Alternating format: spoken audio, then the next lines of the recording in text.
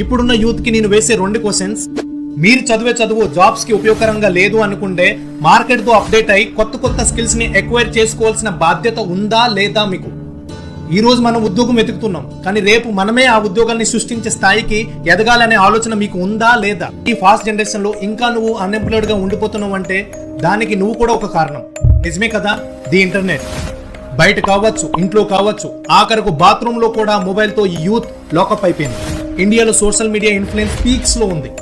రోహ్తక్లో ఉండేది Indian institute of management study చేసిన ప్రకారం యంగ్ ఇండియన్స్ రోజుకు యావరేజ్ 7 గంటలు సోషల్ మీడియా ప్లాట్ఫామ్స్ లోనే గడుపుతున్నారు.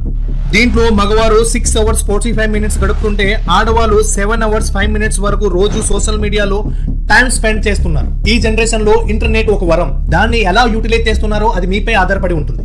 ఎడ్యుకేషన్ అండ్ స్కిల్స్ పై ఫోకస్ చేయాల్సిన యూత్ ఇప్పుడు సోషల్ మీడియాలో ఓన్లీ ఎంటర్టైన్మెంట్ కి అలవాటు పడిపోయింది. వేరే యాప్స్ లో ఓన్లీ స్క్రోలింగ్ అండ్ చాటింగ్ తో టైం వేస్ట్ చేస్తూ సోషల్ మీడియా అనే భూతంతో లాక్ అయిపోయింది. యూట్యూబ్ అండ్ ఆన్లైన్ లో ఎన్నో కోర్సెస్ ఉన్నాయి, వాటిపై దృష్టి పెట్టండి. మన దేశం $1 trillion డిజిటల్ డ్రీమ్ అయితే పెట్టుకుంది. But majority of 15 to 29 age group వాళ్ళకి బేసిక్ కంప్యూటర్ టాస్క్ కూడా రావడం లేదు.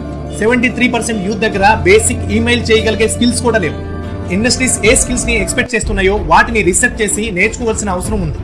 అలా కాకుండా మన దగ్గర ఉన్న డబ్బులతో ఫ్యూచర్ కోసం యూజ్ చేయాల్సిన ఇంటర్నెట్ ని mindless reels and web series కోసం వాడాలో లేక ఒక మంచి కోర్స్ తీసుకుని జాబ్ సెట్ చేసుకోవాలో ఆలోచించండి. సమస్య ఉందంటే పరిష్కారం కూడా ఉందంటారు కదా. పరిస్థితులు తగ్గట్టు దూసుకుపోయే యువతకి అనేక అవకాశాలు వస్తాయి, కానీ మార్పు మన నుంచి మొదలు కావాలి. భద్రత కోసం కాదు, భవిష్యత్తు కోసం పోరాడాలి. మనకు ఎవరు అవకాశం ఇవ్వకపోయినా మనమే సృష్టించుకోవాలి.